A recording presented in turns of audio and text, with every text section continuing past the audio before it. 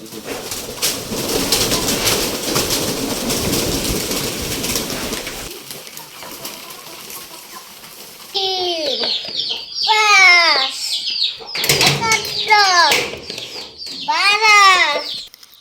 সবেদা গাছে দ্বিতীয়বারের মতো ফুল আসছে।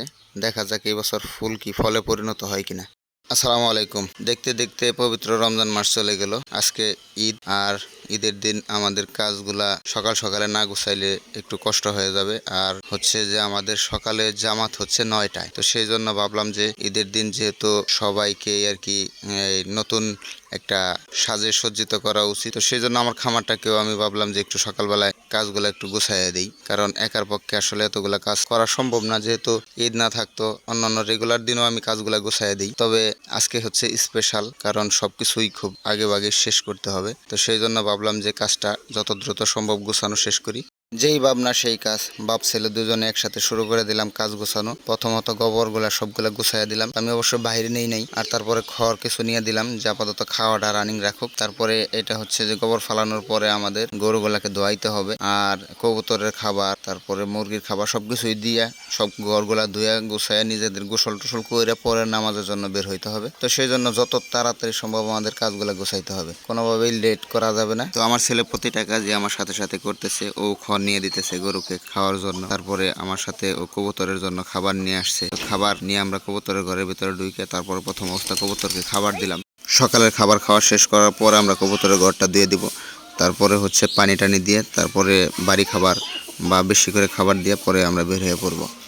তো সেই জন্য আর কি প্রথমে খাবার দিলাম, যে একটু খাওয়া দাওয়া শেষ করলে তারপরে হয়তো ঘরটা দেবো আমরা। তো দেখি আমরা খাবার দিতেছি, তো কবুতরের সাথে বসে বসে একটু দুষ্টামি করলাম, কারণ অনেক দিন যাবৎ কবুতরকে এইভাবে স্পেশালি সময় দেওয়া হয় না, শুধু মানে ঘরটা দিয়ে আমি চলে যাই। তো বেশিরভাগ সময়ই আমার পরিবার এটাকে খাবার টাবার পানি টানি সরবরাহ করে। তো সেই জন্য আমি ভাবলাম যে একটু দুষ্টামি করি। এখানে ভাবছিলাম যে একটা লাভ বানায় দিই, কিন্তু খাবার দেওয়ার সাথে সাথে খাইয়া ফেলতেছে, তো এই কারণে আর কি এটা হয় না। তারপরে ছেলেও একটু ডিস্টার্ব করতেছিল। দেখলাম কিছু কিছু কবুতরের বাচ্চা এখনও আছে, আর কিছু বাচ্চা কিছুদিন আগে বিক্রি করা হয়েছে। তো এখানে একটা একবারে ছোটো বাচ্চা, এটা নাকি পড়ে গেছিলো, কীভাবে যে পড়ছিল আমি জানি না। তো আবার উঠাই দেওয়া হয়েছে, এখন একটু সুস্থ আছে। আর এটা একদম নিচে বাসা, তো এটাতে 2টা বাচ্চা আছে। তো আমার এই ঘরটাতে অনেক পায়রি হয়েছে, পায়রি বলতে মাদি কবুতর বেশি হয়েছে আর নর কবুতর একটু কম। এখান থেকে যে আমি সেপারেট করব, আমার কাছে একটু আনইজি লাগে যে কোনটা আসলে মাদি কোনটা নর, এরকম একেবারে ক্লিয়ার বুঝতে পারি না, বা বোঝার মতো যে সময় দেওয়া দিতে পারি না, বেদায় সেপারেট করতে পারতেছি না। আর ইচ্ছাও নেই, কারণ আমি এটা একদম ঝুলন্ত বাসা দিছি। তো আমাদের গরু এবং দেশি কবুতরের খাবার দেওয়া শেষ। এখন আমরা হচ্ছে দেশি মুরগি এবং কি আর ফেন্সি কবুতর এখানে ঢুকলাম। এখানে আমাদের এক জোড়া কালো লক্ষা আছে, এটার মধ্যে 2টা ডিম ছিল, এটা মনে হয় নষ্ট হয়ে গেছে। অন্য যেগুলো আছে এগুলো এখনও ডিম দেয় নাই, কিছু আছে বাচ্চা। খাবার দেওয়া শেষ। আর এখানে আমাদের লিচু গাছ, লিচু গাছটাতে অনেক ফল আসছে এই বছর, যদি না ঝরে আলহামদুলিল্লাহ অনেক ভালো একটা ফলন আছে। তো আমাদের কিনা খাইতে হবে না এই বছর। সর্বশেষ আমাদের ডিম কালেকশনের পালা, সেটা হচ্ছে যে হাঁসের ডিম। তো এইখান থেকে আমাদের ডিম কালেকশন করা শেষ, আর এগুলা আমরা ধুয়ে তারপর আমরা এটা ঘরে ঢোকাবো।